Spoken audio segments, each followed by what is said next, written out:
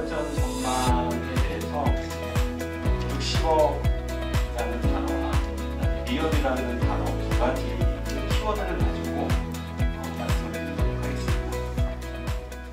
저는 데자뷰 미디어라는 영상 회사를 하고 있고요. 영상을 연구하고 영상을 만들고 있습니다. 3D 입체 영상을 감독하고 슈퍼바이저 하고요. 그 다음에 요즘에 VR 관련해서 VR도 역시 연출과 감독을 하고 있고 학교에서 학생들한테 영상을 가르치고 있습니다. 그리고 최근에 요즘에 미디어 리터러시라는 말씀 들어보셨죠? 영상을 조금 더 많이 보급하기 위해서 스마트폰으로 영상 만드는 책도 썼습니다. 네, 다시 한번 인사드리겠습니다. 데자뷰 미디어의 박성효라고 합니다.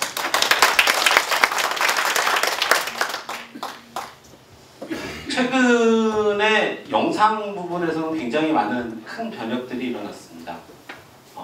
외적으로 그리고 내적으로 굉장히 큰 변화가 일어났는데요. 그 변화를 가장 크게 바꾼 것들이 스마트폰입니다. 스마트폰을 통해서 많은 사람들이 영상을 쉽게 찍고 쉽게 만들 수 있게 됐죠. 근데 생각해 보시면 아시겠지만 영상이 아무리 잘 찍어도 그리고 아무리 잘 만들어도 소용없죠. 볼 수 있는 사람들이 볼 수 있는 곳이 없으면 힘들지 않나요? 그래서 유튜브가 많은 사람들이 볼 수 있게 만들어졌죠.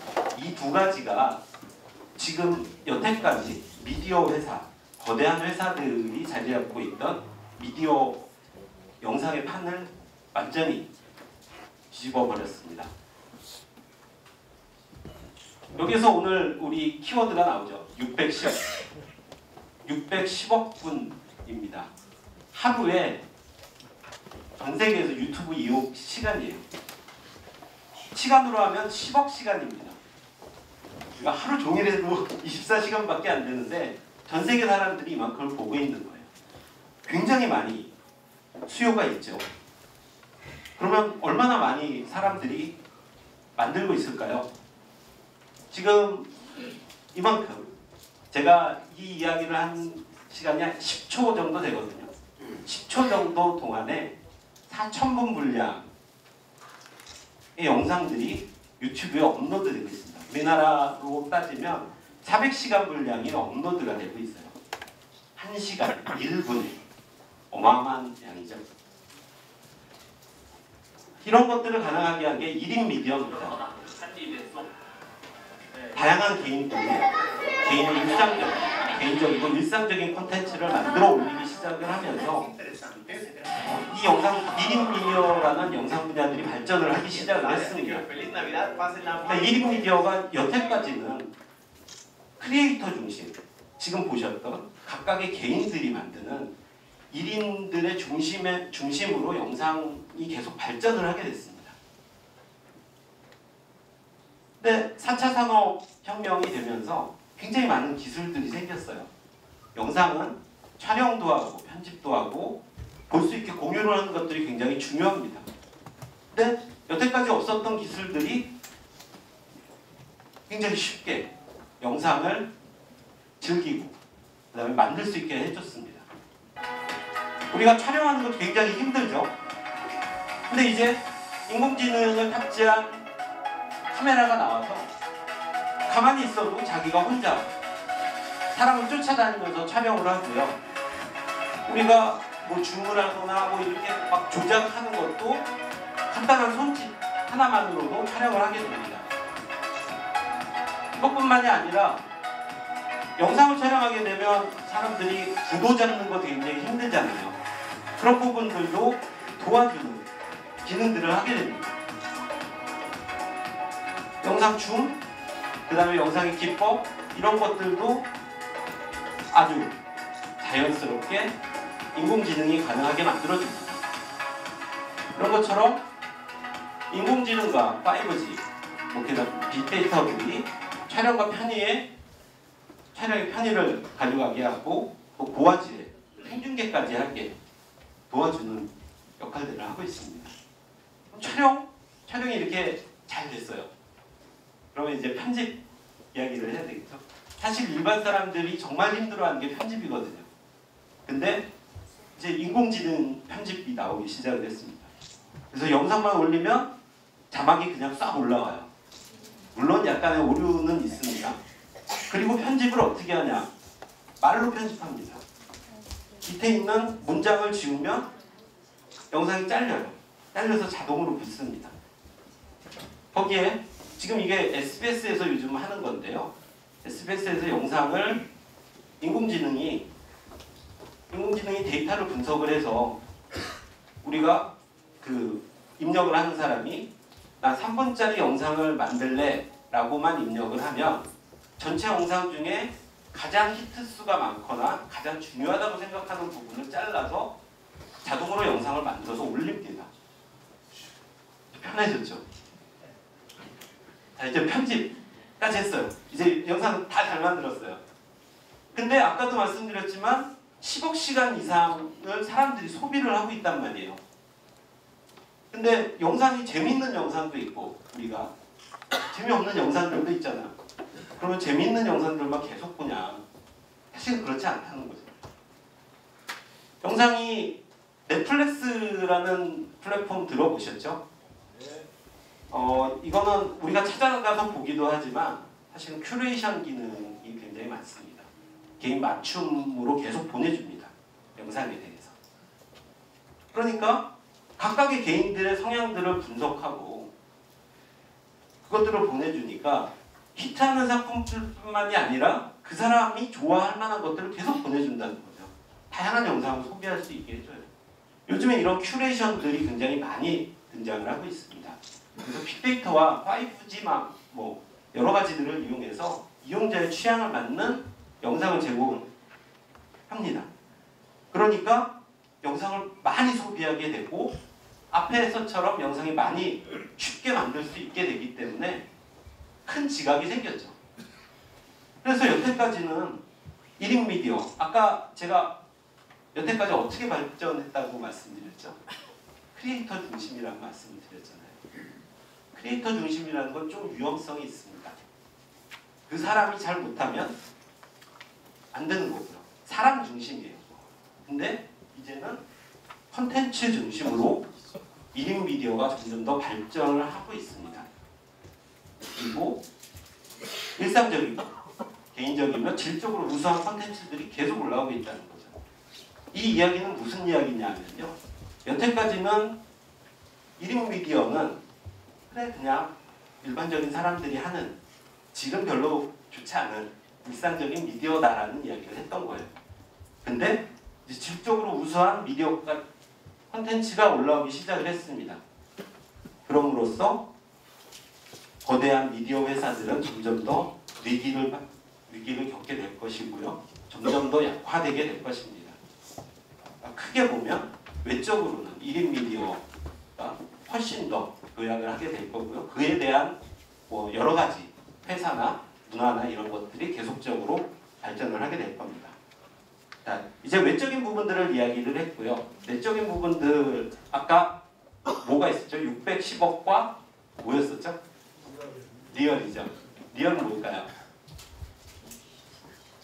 현실. 네. 실감 미디어입니다.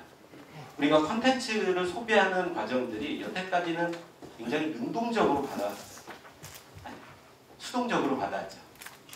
근데 어느 순간부터 사람들이 뭔가 화면에 뭔가 더 하고 싶어 하는 것들이 생기기 시작을 한 거죠. 실감 미디어라는 건 내가 느끼고 체험하는 것들입니다. 이런 부분들 보면서 정말 실제 같은가? 그리고 내가 뭔가를 할 수 있나? 그리고 그것들이 내가 모든 것들을 잃을 만큼 몰입감이 있는가에 대한 부분들입니다. 이 부분에 대해서 기술적인 부분들 뭐 간단하게 좀 설명을 드리면서 마무리 실제감 중요한 거 화질 그리고 우리가 실제 이렇게 있으면 평면으로 사람들을 보지는 않잖아요.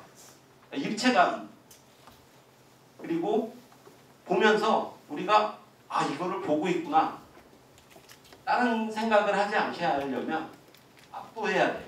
큰 화면들이 있어야 됩니다. 그런 것들이 실제감을 좌우하는데요. 자, 화질은 여러분들 요즘 UHD라고 이야기 많이 들으셨죠? 사람의 눈은 UHD보다 약 10배 정도 더 많은 해상도를 가져야 실제처럼 볼 수 있다고 이야기를 해요. 근데 지금 뭐 UHD도 많이 보급이 되지 않았지만 화질은 점점 더 좋은 쪽으로 흘러갑니다. 8K 쪽으로 올라가고 뭐 그 이상도 올라갑니다. 하지만 사실은 4K 이상이 되면 인간의 눈으로 구별하기는 쉽지 않다고 이야기를 해요. 그럼에도 불구하고 화질은 계속 올라갈 겁니다. 삼성이나 LG가 있는 한 계속 발전을 하겠죠. 그렇게 될 거고요. 이렇게 화소수가 많아지고 해상도가 높아지면 어떨까요? 조그만 TV로 볼까요? 아니죠. 점점 더 디스플레이가 커집니다. 점점 더 커지고 점점 더 인터뷰신데 벌써입니까? 네. 그리고 우리가 입체 영상 부분은 한번 실패를 많이 겪었죠. 안경이나 이런 것들. 근데 이제 무안경 방식의 입체 영상들이 나오기 시작을 합니다. 무안경과 입체 영상에서 조금 이슈가 뭐였냐면 옆쪽으로 가면 잘 안 보이는 부분들이 있었어요. 그래서 다초점 입체 영상들이 나오기 시작을 합니다. 그래서 이런 부분들이 점점 더 발전을 해 나갈 거예요. 두 번째 상호작용. 상호작용에는 몇 가지 부분들이 있습니다. 우리가 여태까지 아까 말씀드렸다시피 수동적으로 영상을 소비하는 것과 달리 이제는 능동적으로 하려는 사람들이 많아져요. 그래서 화면 안에 있는 것들과 상호작용을 하는 거. 그 다음에 영상을 보면서 새로운 결말들, 새로운 이야기들을 만들고 싶어하는 이야기의 상호작용. 그리고 아예 화면 안에 들어가서 다른 사람들과 같이 하는 이런 것들을 하려는 것들이 있습니다.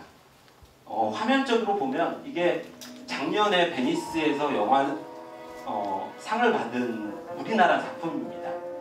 어디라는 작품인데요. 지금 이게 보는 사람이 그 안에 있는 것과 상호작용을 하는 거예요. 그리고 이 영화는 지금 어두워서 잘 안 보이는데요. 영화가 아니라 게임입니다.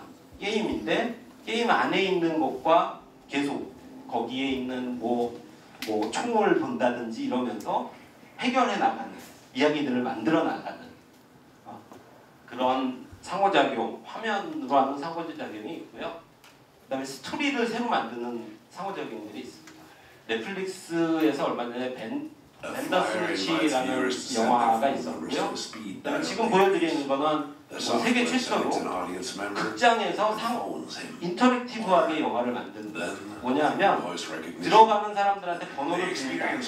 그리고 영화가 나오면 이 여자가 살인마한테 잡혀나가는 사람인데요. 도망가다가 전화를 하면 관객들한테 전화가 갑니다. 그럼 관객이 전화를 받아서 오른쪽으로 가 왼쪽으로 가 그걸 물어보고 관객의 대답에 따라서 움직여서 도망가는 그런 영화예요. 그래서 이야기가 바뀝니다. 재밌죠? 그 상호작용 이제 이거는 약간은 좀 VR 쪽의 이야기인데 이제 페이스북이 사실은 지금 VR 시대를 다시 선도했거든요. 2조 6천억을 주고 저 기계를 샀어요. 저 기계를 만드는 회사를. 그래서 뭐 이렇게 세계로 들어가서 다른 쪽에서 들어온 사람들과 상호작용으로 같이 게임도 하고 뭐 이런 것들을 하는 것들을 하고 있습니다. 이런 소셜 미디어로 활용들을 하고 있고요. 체험 가능하게 만들기 위해서 여러 가지 디바이스들이 나오고 있습니다. 그래서 트레드밀이라고 해서 우리 운동기구 뛰는 거 러닝머신이라고 하죠. 그 다음에 햅틱 직접 만질 수 있는 거. 그 다음에 이런 장비들 필요 없이 할 수 있게 만드는 것들이 있습니다. 자, 여기 보시면은 저 밑에 걷죠? 가상 세계에서 저렇게 돌아다닐 수 있게 만들어주는 거죠. 저런 장치가 있고요. 그 다음에 안에 장갑 자체가 화면 안에 있는 거를 직접 집을 수도 있고 그림을 그릴 수도 있게 만들어준 거예요. 그런 햅틱 글러브라고 얘기를 하고요. 그 다음이 보면이 뎁스 카메라, 깊이를 판별할 수 있는 카메라라서요. 이거 가상의 현실 할 때 유용하게 쓸 수 있습니다. 다음이 제가 왜 VR을 냈냐고 하면 사실은 궁극의 실감 미디어는 VR입니다. VR을 끼고 있으면 정말 궁극적으로 실감적으로 느낄 수가 있어요. 근데 현실은 그렇지가 않습니다. 사실은 VR은 사실은 컨텐츠가 굉장히 부족하고요. 더 중요한 건 사실은 기술적인 결함을 가진 채로 나온 겁니다. 아직까지는요. 화질도 떨어지고 그 다음에 자유도나 아니면 몰입감이나 모든 것들이 지금 떨어져 있는 상황이에요. 그런데 나왔기 때문에 지금 시장에서 자꾸 외면을 받고 떨어지고 있습니다. 이와 유사한 것들이 있죠. AR 뭐 이런 글라스 보셨을지 모르겠는데 부가적인 서비스하고 산업 분야로 올라갑니다. 그래서 이렇게 2020년까지 굉장히 크게 발전하고 할 거다라는 전망을 가지고 갔었고요. VR은 방금 말씀드렸던 것처럼 지금 굉장히 하향세에 있습니다. 그럼에도 불구하고 뭐 교육이라든지 체험이라든지 일반적인 어떤 뭐 특정 분야로 지금 가려고 하고 있지만 예를 들어서 아까 말씀드렸던 대로 기술의 발전이라든지 그다음에 컨텐츠라든지 이런 것들이 훨씬 보강이 되면 그 다음은 누구도 모를 것 같습니다. 그리고 AR 같은 경우는 뭐 서비스와 결합해서 훨씬 더 발전할 거라고 이야기를 하고요. 결론적으로는 뭐 AR이 더 큰 시장을 이루겠다라고 이야기를 하고 있습니다. 뭐 다른 장비 도움 없이 할 수 있는, 그러니까 저희 궁극적으로는 홀로그램 쪽으로 가지 않을까라고 생각을 하고 있고요. 뭐 홀로그램에 대한 그림 잠깐만 보여드리고 그다음 넘어가도록 하겠습니다. 뭐 홀로그램 아시니까 일단 넘어가도록 하겠습니다. 딥페이크라는 이야기 들어보신 적 있으신가요? 그러면 이런 거는 아마 보셨을 거예요. 이게 가짜뉴스가 딥페이크라는 게 뭐냐면 사람의 얼굴을 바꿔치기를 하는 겁니다. 그 기술이 굉장히 발전하고 있어요. 제가 이거를 마지막에 넣은 이유는 이러한 기술들이 우리가 모르게 새로운 가짜뉴스들을 만들고 가짜뉴스를 판별하지 못하게 만듭니다. 기술이 발전하면 반대로 암이 있겠죠. 그런 부분들에서 우리가 되게 조심해야 된다라고 말씀드리는 거예요. 힐러리의 저 얼굴을 지금 갈아 끼운 거죠. 이쪽에 보시면 지금 똑같은 사람의 얼굴을 사진이나 그냥 얼굴 자체로 바로 바꿔버린 거고 수치는 자주 나옵니다. 딥페이크의 아주 단골입니다.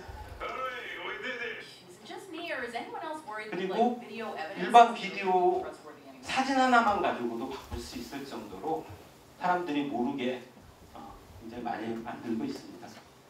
영상은 이렇게 내적으로는 굉장히 많이 바뀌고 있고요. 제가 마지막으로 뭐 아까 딥페이크 말씀드렸지만 가짜뉴스 조심하셔야 됩니다.